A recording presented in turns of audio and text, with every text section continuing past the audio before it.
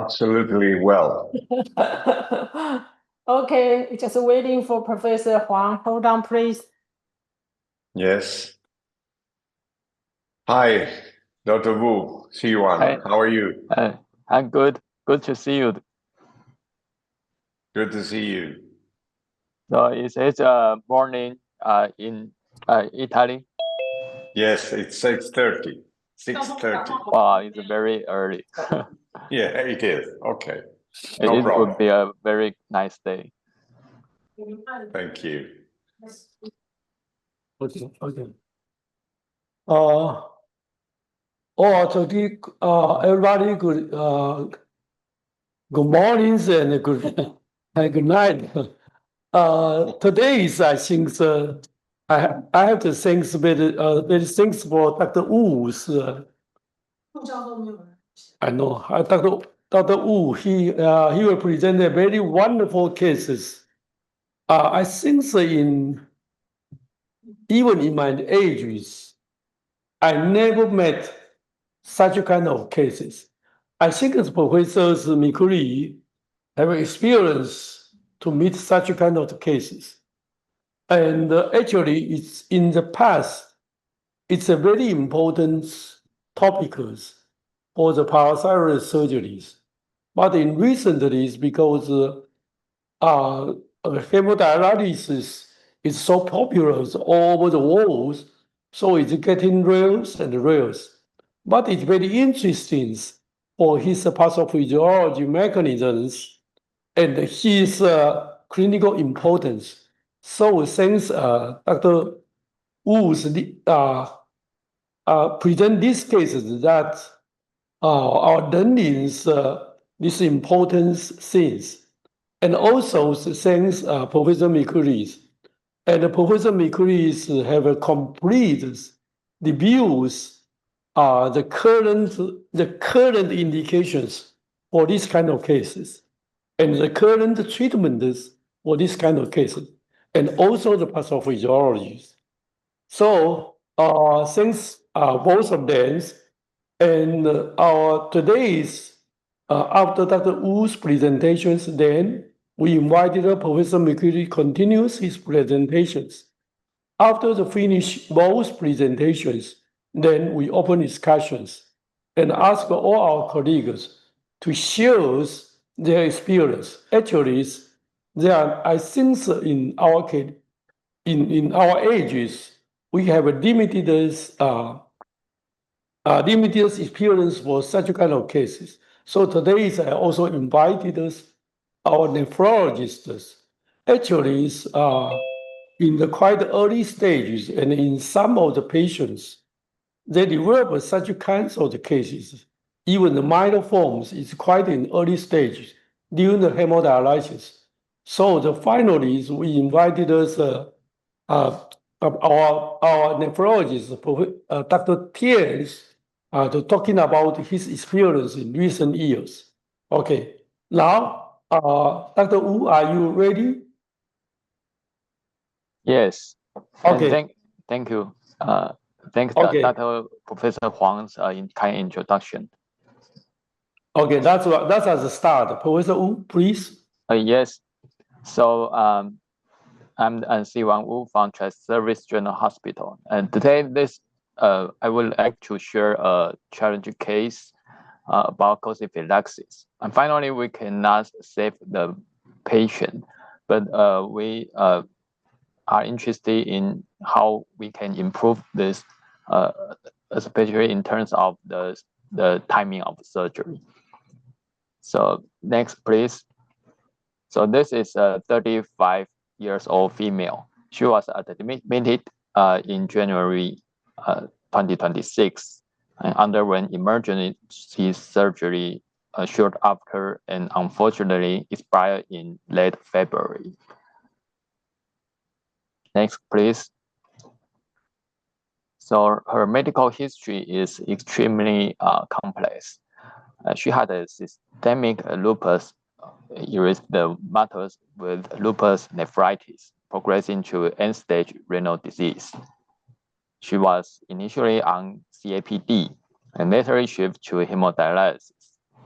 in addition, she had myositis and suspect neuropsychiatric lupus and multiple systemic inflammatory conditions. And she had underwent plasma exchange for several times during last November. And she also have hypertension, hyperlipidemia. In terms of the metabolic complication, she was had diagnosis of renal hyperparathyroidism in probably 6 months ago, and poorly controlled hyperphosphatemia when she was on peritoneal dialysis. In addition, she had uremic tumoral calcinosis and osteonecrosis. Next, please. So this is the CT scans of the patient. And here we can see she had replaced her left hip with prosthesis and because of osteonecrosis. And you can notice the calcified muscle on the right hip, which is a tumoral calcinosis. You can also see some calcified calcified small vessels within the muscle, which could explain the calciphylaxis, which we will explain it later. Next, please. So the disease timeline. In January 2025 and in June 2025, the IBTH was over 2,500, and she had a severe hyperphosphatemia, and early pupil appear on her skin. And by October, she was transitioned. The nephrologist have transitioned to hemodialysis, and the PTH began to decline, as well as the phosphate. In November, the calciphylaxis was confirmed by biopsy. And in January 2026, which is this admission, the PTH dropped to 14, but she developed extensive necrosis and sepsis. So in this particular case, we can see the clinical deterioration despite biochemical improvement. Next, please. This slide shows the PTH trend. Initially, extremely high, then rapidly declining after hemodialysis. By January, PTH reached the dynamic range. However, the normalization did not translate her clinical improvement. Next, please. So clinically, the calciphylaxis progressed continuously from purpura to ulceration to extensive necrosis involving the trunk and extremities. And actually, the patient suffered from extremely pain on her skin lesions. And since I believe it is begin at September. Next, please. And this is the first time I am consulted. She was in the ICU because for treatment of her pulmonary edema. And we see the dry scar lesions on her extremities. This is her right upper leg. We did a skin biopsy, and the skin biopsy, the pathologist just saw necrosis of subcutaneous tissues and also calcified small vessels, but they cannot confirm this is calciphylaxis because of extensive necrosis of skin and soft tissue. Next, please.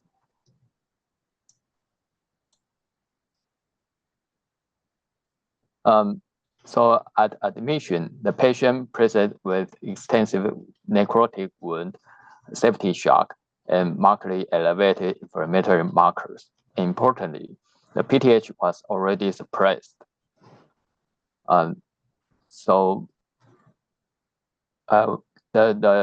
Because in the initial admission, it was cared by the nephrologist. They have consult the plastic surgeon and admit and give her broad spectrum antibiotic for her sepsis. Next, please. So you can see the picture in January, and there is extensive necrosis, skin necrosis at her back and her extremity, which is much worse than what we've seen in November. Next, please.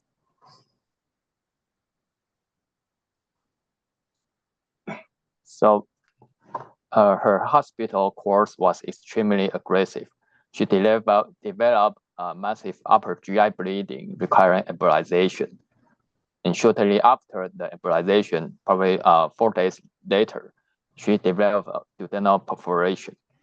And we did emergency surgery for her duodenal perforation. After the surgery, she developed multiple resistant infections, including VRE, carbapenem-resistant organism, and fungi. So despite maximal treatment, her condition continued to deteriorate. Next, please. So for this surgery, we did it on January 11. She underwent emergency surgery. We did a pyroplasty, truncovagotomy, and feeding jejunostomy, and also removal of the peritoneal dialysis catheter.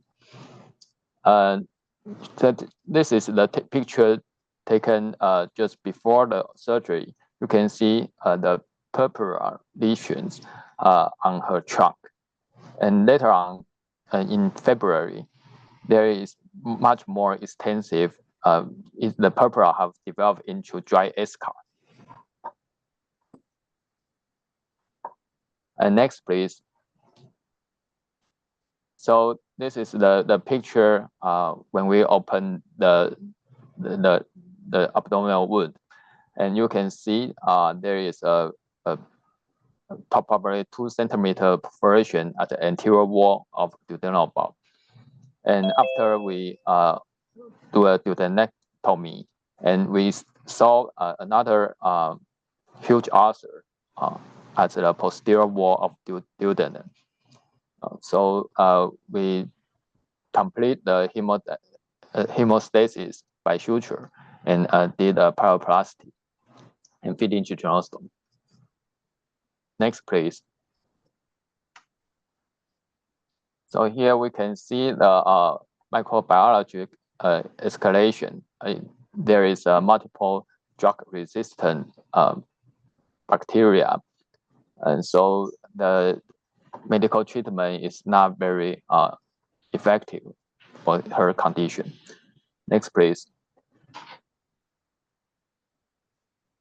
So this is the post-operative clinical trajectory. At the beginning, we observe a high oxygen drain from the Morrison pouch, which means some limited leakage from the pyroplasty. But later on, we can still feed on feeding jejunostomy and establish the enteral nutrition. So the drainage output decreased rapidly, and then at February 8, we can remove all her abdominal drains without problem. And the follow-up CT scan showed no abdominal fluid collection as well as bleeding. So for her calciphylaxis, soft tissue necrosis lesions, we consult the plastic surgeon to do the debridement surgery, which was on January 30. Next, please. So this is the picture taken during the debridement surgery. You can see it is very deep and deep into presacral fascia. So it is completed with the basal, I think. And it is also very close to her anus, which is make the care more complex. Next, please. Finally, we realized that we cannot debridement all the skin lesions because there is no healthy skin, and we cannot observe any healing process on her skin lesions. And the family is also very frustrated and we did a family meeting, and they decide a palliative care. And on February 6th, we can observe cardiac arrest, but soon recover after ACLS. And the family side DNR, and the patient passed away in 3 weeks later. And we can see that the leukocytosis is a significant problem during this period. Next, please. So the patient died of the septic shock induced by the soft tissue infection, which was caused by the calciphylaxis. And there is a perforated duodenal ulcer. And we believe this is another complication from calciphylaxis. And the renal hyperparathyroidism, which was diagnosed in several months ago. And later, even if the PTH have returned to normal, we still believe that it's caused the calciphylaxis into some content. And next, please. So we would like to discuss the burn turnover paradox. So despite the PTH being low normal, the bone turnover markers were extremely elevated. Since we have done another test on PIMP and CTX, which are very high. The PIMP was 950 and the CTX was 2.12. I have a discussion with our nephrologist, and he said that he never seen the market was so high. This indicates the high bone turnover status, but the PTH was normal at that time. So this is very interesting. And we can also see the alkaline phosphate continue to rise. So we this lead to a critical concept that PTH reflects parathyroid suppression, not bone metabolic activity. So if we did a surgery based on PTH, we may miss the surgical window. Next, please.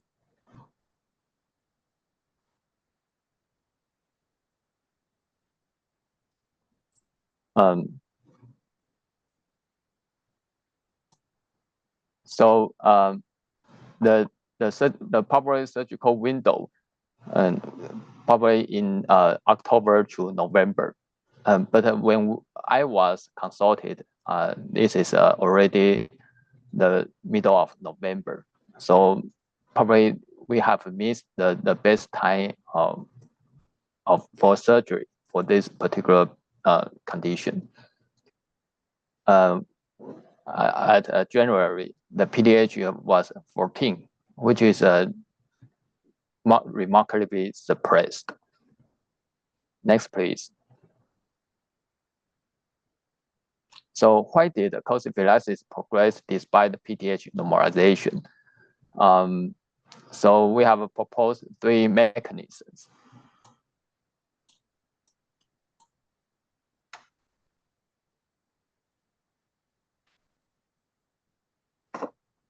Sorry. The first mechanism, I think, is persistent high bone turnover independent of PTH. And as shown that the high PINP and CTX, the bone turnover was markedly elevated despite the normal PTH. And the possible driver could be the residual paracellulate gland autonomous activity, FGF23 inflammatory cytokine, and actin A. And ongoing high turnover continue to cause a calcium phosphate complex and obstruct the vascular.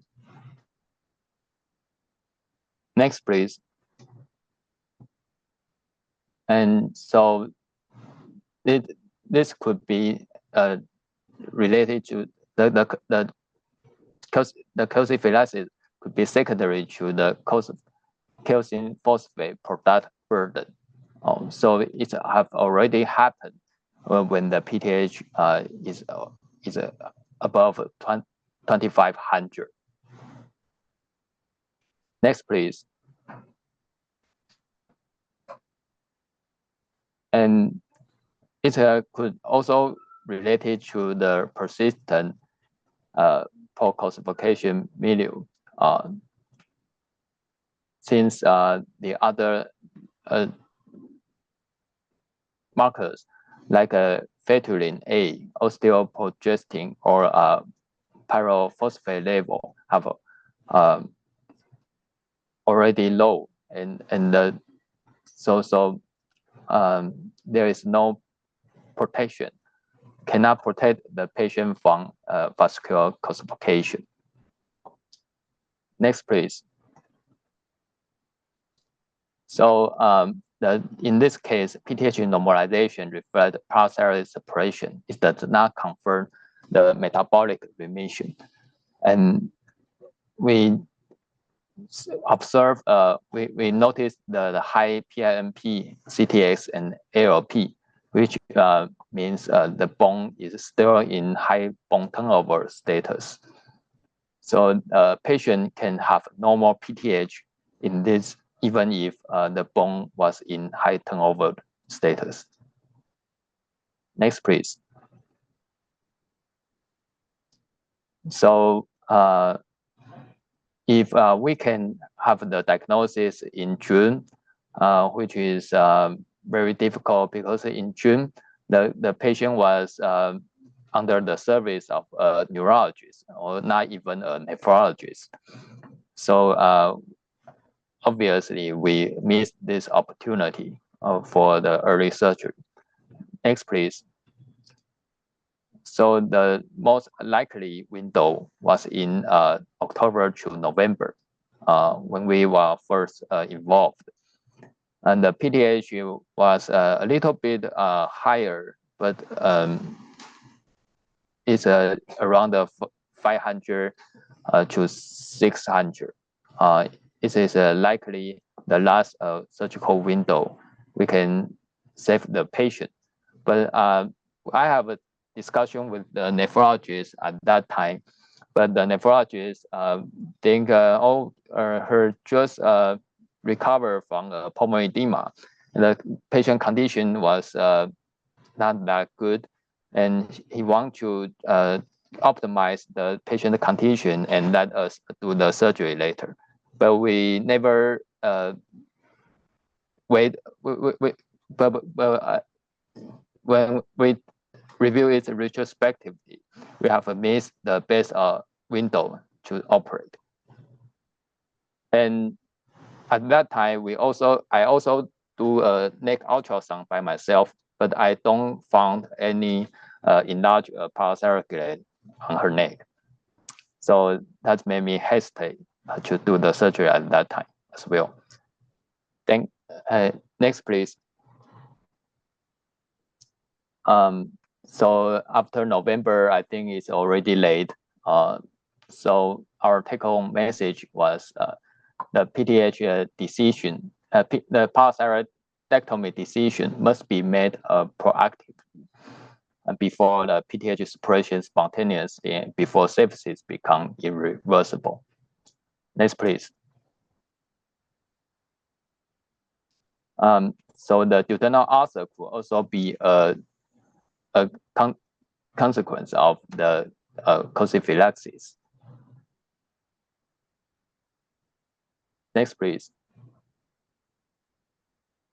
And our nephrologist also explained the option of sodium thiosulfate to this patient in January. But this is the patient, the family cannot afford the cost of sodium thiosulfate, and for this particular drug, and it can chelate the calcium deposit, and possibly reverse the disease. And probably we should do it in with parathyroidectomy, and we have the best chance to save the patient. But it is best to did it very early. Probably the best window is in October, I think. Next, please. So the teaching point was the PTH could be normal even if the disease progress. So the PTH normalization does not stop calciphylaxis, and the surgical window is very short. It's very narrow, and then the calciphylaxis is a systemic vascular emergency. So we should recognize the disease early and do all we can do. Okay, that's my presentation. I was very happy to have a discussion with you all. Thank you. Okay, thank you very much for the so wonderful, very complicated cases, and also his details analysis. Okay, then we invited Professor Mikulis to give us some of the next wonderful explanations, especially his mechanisms. Professor Mikulis, are you ready? Yes, I am. Just a moment. Good morning, Elsa. Elsa, please.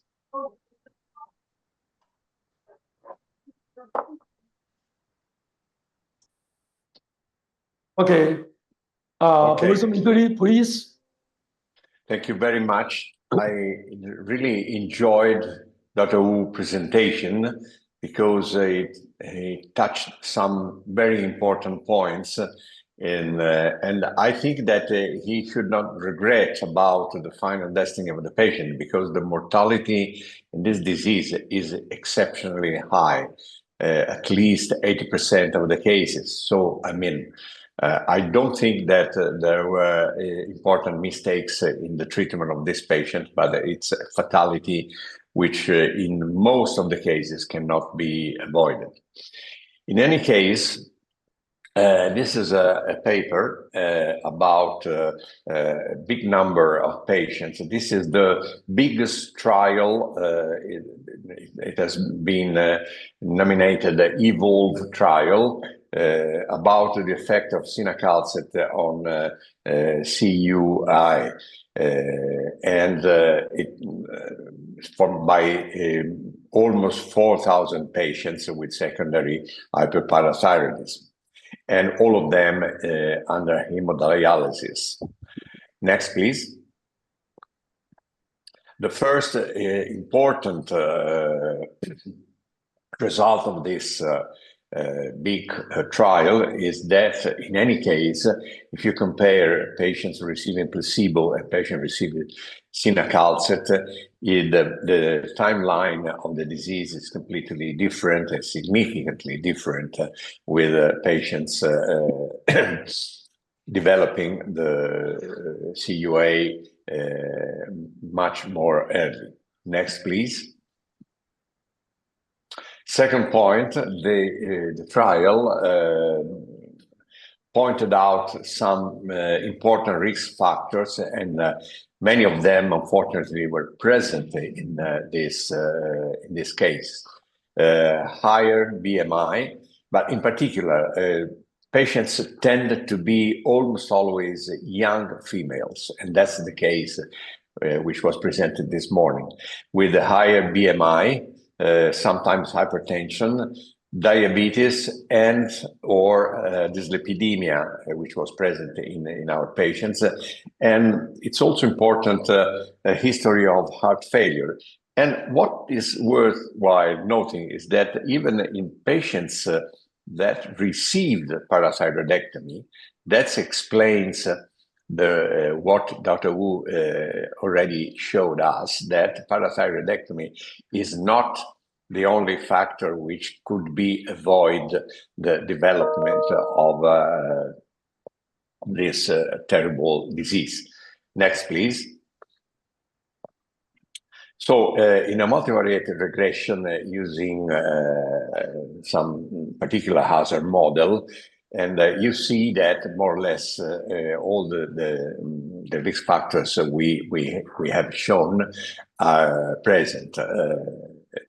The treatment with cinacalcet in the early phase seems to be very valuable to avoid the development of the disease. But again, body mass index, sex, and also previous hypertension and dyslipidemia are very important. Some of these patients had already undergone parathyroidectomy. In spite of the arteriolopathy, the baseline tobacco use seemed not to be important. Next, please. So in conclusion, the conclusion of this big trial was that a cinacalcet-based therapeutic regimen in HD patients with an advanced secondary hyperparathyroidism reduced the incidence of calcific uremic arteriolopathy very significantly. Either you consider unadjusted or adjusted data. Next, please. So, of course, this doesn't mean that parathyroidectomy is no use. Parathyroidectomy at the right time, as already Dr. Wu pointed out, is very important, and it's one of the indications in the management of general parathyroidectomy. One of the indications is calciphylaxis, with a documented elevated PTH levels. If the PTH levels are not elevated, probably parathyroidectomy is not necessary. So calciphylaxis is not an indication by itself, but only if there is documented elevated PTH levels. Next, please. And again, about parathyroidectomy as a cure for calciphylaxis. Next, please. This is a paper quite recent. This is a nice example of the arteriolopathy. If you look at the red arrows, you see the vascular calcification exactly all around the small vessels of the hand. Next, please. And if you are able to perform in this case, a subtotal parathyroidectomy, or maybe in some cases, even total parathyroidectomy without transplant, you see that the effect on the arteriolopathy, which is much different much different from the case presented this morning. This was a peripheral arteriolopathy and not the typical arteriolopathy of CUA. You see the difference. Next, please. And let's go directly to the main medical treatment, which is the intravenous sodium thiosulfate, STS. There are several explanations of the mechanism which could be involved in the treatment of the disease. It might decrease excessive reactive oxygen species, triggering an important inflammation that activates some acute phase rectal synthesis. And in particular, and this was already quoted by Dr. Wu, with an inhibition of the synthesis of phytuin A, which is an important, very important inhibitor of extraosseous calcification, and also the oxidant albumin. This is supposed to dissolve the insoluble calcium salts embedded in the involved tissue. And so probably the most important drug to give these patients, apart from sinacalcet and all the very well-known treatment ways. Next, please.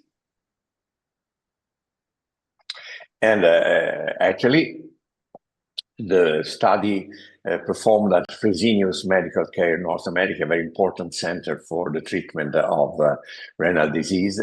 The majority of patients who received sodium thiosulfate showed a clinical improvement during the study. So I think that this is a drug we should adopt in every case of calcific uremic arteriolopathy. Next, please. And this is the only, well, I would say the only significant series, albeit it leads only to 5 patients, but it's probably the most important single institution series. Next, please. The Japanese authors, you have seen that sometimes, if in doubt, a biopsy of the lesions can help very much in the diagnosis. You see this as a simple hematoxylin eosine staining, showing the ring calcification in the vascular walls in the subcutaneous tissue.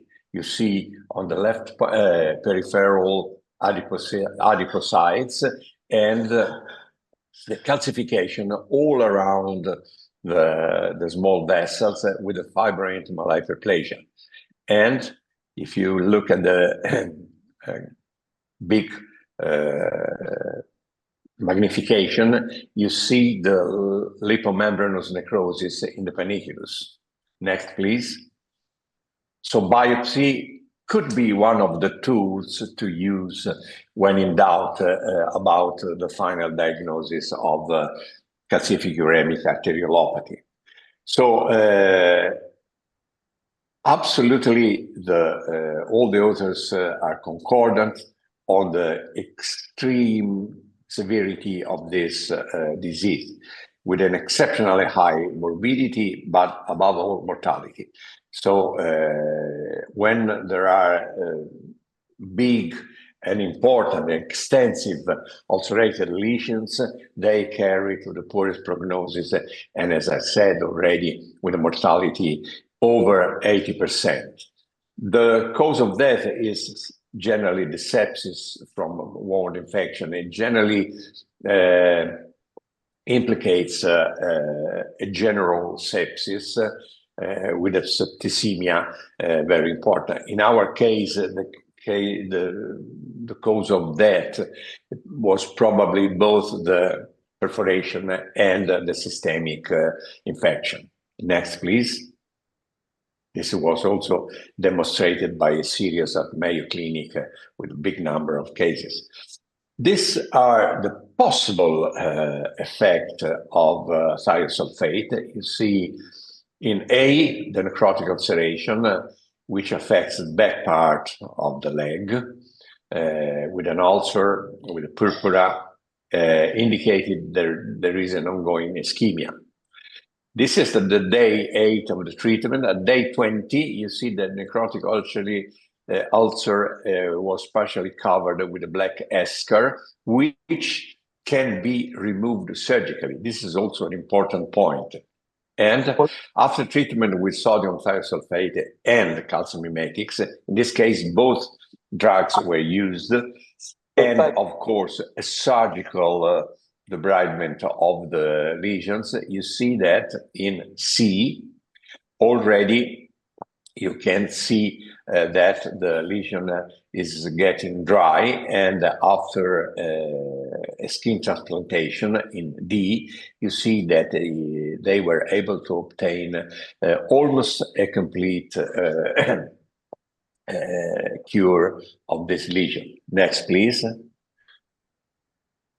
An important help in performing diagnosis is that generally the most affected areas are the areas which contain abundant adipose tissue, and thighs and glutes where the mature adipocytes are exposed, in particular to high phosphate levels. And this was an important point already raised by Dr. Wu, that probably one of the most important roles is played in particular by phosphate. And so you see that the case presented this morning was in the glutes area, and the case presented in the presented paper was the thighs area, confirming that the areas most affected are the areas containing an abundant adipose tissue. Next, please.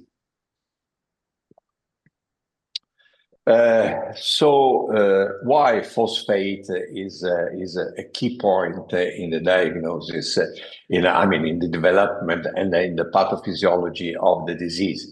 Because hyperphosphatemia probably is responsible for the triggering of the transformation of the VSMC, the vascular smooth muscle cells. They under the effect of hyperphosphatemia, are transformed into osteoblast-like phenotypes through the interaction with uremic toxin and other aspects. But in particular, this seems to be the key point, is the decrease in the matrix of GLA protein, MGP, which is actually a very potent calcification inhibitor. The inhibition of this GLA, the matrix of GLA protein, seems to be responsible for the calcification of the small vessels. Next, please. And there are further precautions during dialysis. We must be very aware that, for example, the overuse, which sometimes happens during hemodialysis, the overuse of vitamin D reaction activator can lead to an oversuppression and adynamic bone. And that's the case probably in the patient presented this morning.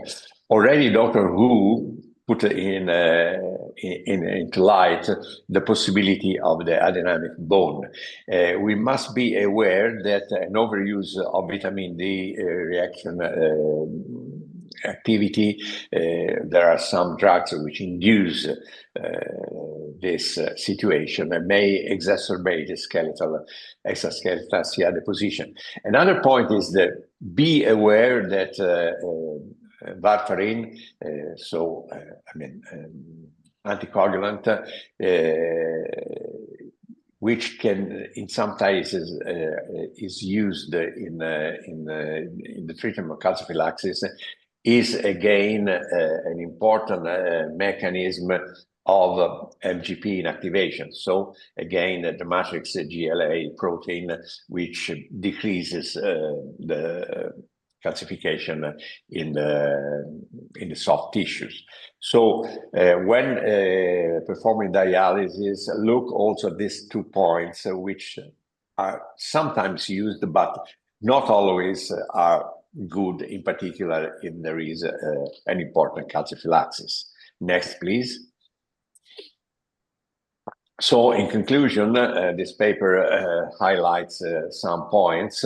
In these 5 cases, calcimimetics were used in all patients except one, because this patient underwent PTAs 1 month before, so there was no use of adopting calcimimetic therapy. Sodium thiosulfate was used in 4 patients, so almost all of them, and low CA dialysis was used in 3 patients.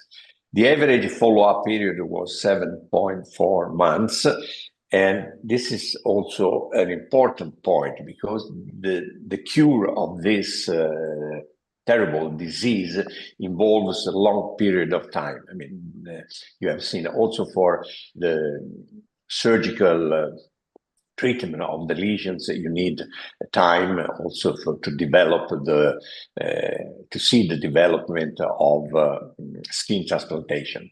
So 4 patients were cured and 1 died due to infection. This seems to stress the point that thiosulfate is probably the most important drug to use in these patients. Next, please. And this is our just couple of slides showing the growth of parasite gland and in some cases the prevalence of chief cells and oncocytic cells. Next, please, at the bigger magnification. Next, you see that in some in some cases this is a case of renal parathyroid hyperplasia, the fibrous bands and the foci of endocrine atypia can be seen as indicated by the arrow. Next, please. And I finish my presentation, thanking again Dr. Wu for the presentation of this exceptional case. Thank you, everybody, for your kind attention. Okay, thank you very much for the so wonderful presentations. Okay, before our open discussions, next to me is our nephrologist, Dr. Tens is over here, and I think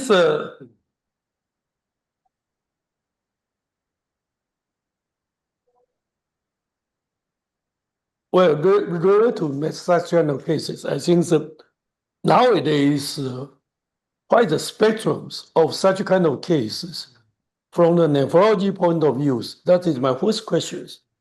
And then my second question is very interesting for these patients. His peritoneal dialysis is not so good for the phosphate downs, but once the patient changes to the hemodialysis, the phosphate downs very good. What's the difference from your nephrology point of view? Those 2 kinds of dialysis is so much difference. Dr. Tian, please. I'm Dr. I'm a nephrologist. As what Professor just now mentioned, for a dialysis patient, the serum calcium value and serum phosphate value is very important factor affect as the etiology of calciphylaxis. For a dialysis patient, if the high serum calcium and high serum phosphate, it will induce calcium phylaxis. And the calcification in the vessel actually is the calcification the calcium will deposit on the medium layer of the vessel, so we call it Wenkeberg calcification. And then actually for hemodialysis and peritoneal dialysis, the phosphate the data, the phosphate level of the patient in hemodialysis and peritoneal dialysis, this is similar. The main factor affected this, the serum phosphate is the diet control of patient. I think that is more important to the patient. Yeah. Yeah. Okay. I mean, nowadays, what you see is the spectrum of the cytokine disease now in Taiwan.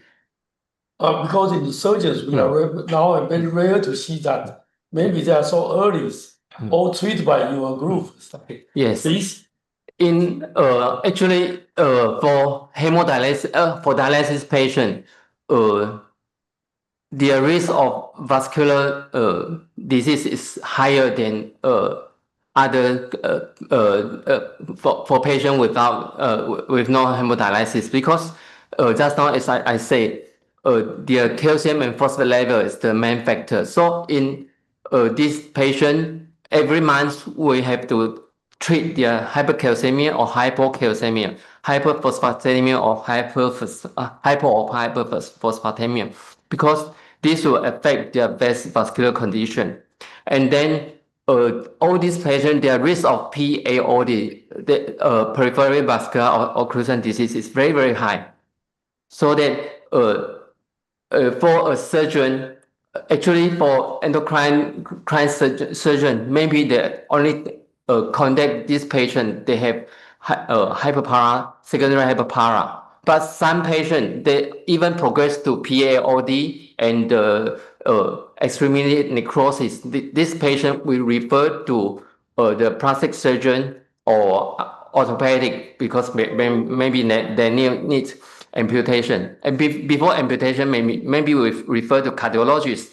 They can do PTA of the vessel for them, so that we can see all the view of this patient. For earlier patient, we control their phosphate and calcium. Then if they already have vascular occlusion disease, maybe we'll have to consult cardiologist. If they already have extremity necrosis, then we have to refer to the surgeon for the wound debridement or amputation. Okay. Yes. Okay. Thank you very much. As I know, Dr. Si Min-Lang, you also have such kinds, except this one, you also have experience for such kind of cases. Do you want to talk something about your cases? My case is unfortunate. The parathyroid is very big, but it's too late to do an operation. Doing operation, the patient still die by the profound sepsis. So unfortunately, but the success, the operation parathyroidectomy is a success. Was successful, but the outcome is not good either. Thank you. Okay, thank you. Now we open for discussion, and any of our colleagues have such kinds of the terrible experience of such kind of cases?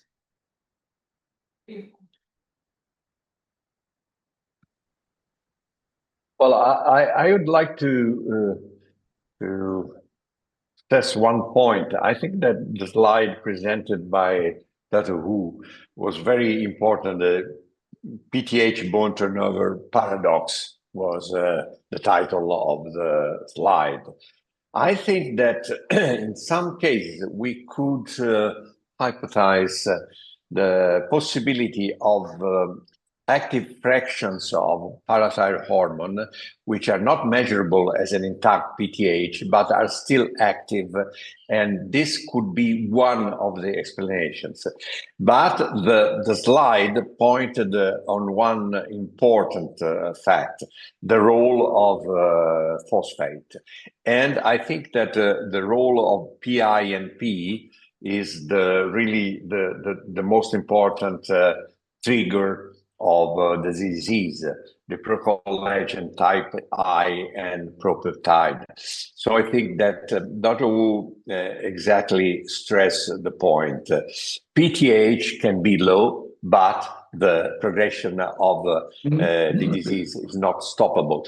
That's why the timing of parathyroidectomy is very important, because if you don't make the advantage of the limited window to perform parathyroidectomy, I think that there is no use operating this patient. That in most of the cases is for general conditions completely a contraindication for surgery. Thanks. Yes, thank you very much. Thank you for your comment. Any more experience from our colleague? Anyone have experience for about thiosulfates? It seems a very effective drugs. I think Dr. Tens, as you know, is in Taiwan groups. Everyone has such a kind of experience. I have no experience. You have no experience? Yeah. And all our colleagues, have any experience about this kind of drugs? No. And okay, Dr. Wu, how expensive for these drugs? How is the price for these drugs in Taiwan? I have no experience as well, but according to our nephrologist, the price is like 100,000 per treatment course in Taiwan dollars. 100,000. 10,000 块. Okay, it's definitely the big numbers. Professor Mikuri, have any experience in your groups? Have used such kind of drugs? Not very much, but the reason is completely different. I mean, in Europe, we perform really an important amount of renal transplantations. So secondary hyperparathyroidism became a very rare disease. So I have to admit that our experience is decreasing day by day because of the high rate of renal transplantation, in particular from living donor, not only from cadavers. So it means that secondary hyperparathyroidism tends to become rarer and rarer. So our experience decreased. And in any case, calcific uremic arteriolopathy, luckily, is a very rare complication of the pattern.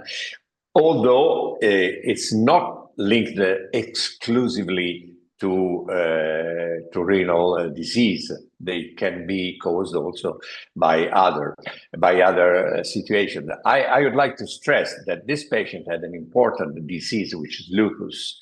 Lupus erythematosus can only complicate very much the pattern of the disease. Yes, so the combined factor is also very important for these diseases. Professor Miguri, your first presentations showed that the patients use catheter, then the incidence is down. And I found that the data is very close to the Professor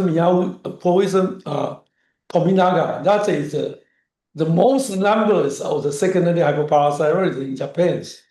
And in his series, such a kind of cases, in his operation cases, only 0.5%.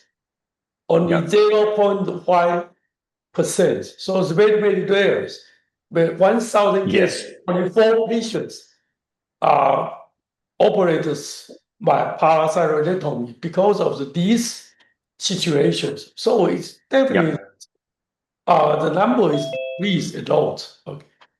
Yeah, sure. But this depends also up on the improvement, the dramatic improvement in the supporting therapy during hemodialysis. I think that the hemodialysis is completely different from what it was used. It used to be 20 years ago or 30 years ago. So that's an important point. Thanks. Yes, sure. Everybody's improved your case. Okay. Sure. Any more questions from our colleague? Okay. If no more, it's almost times. I have to say goodbyes.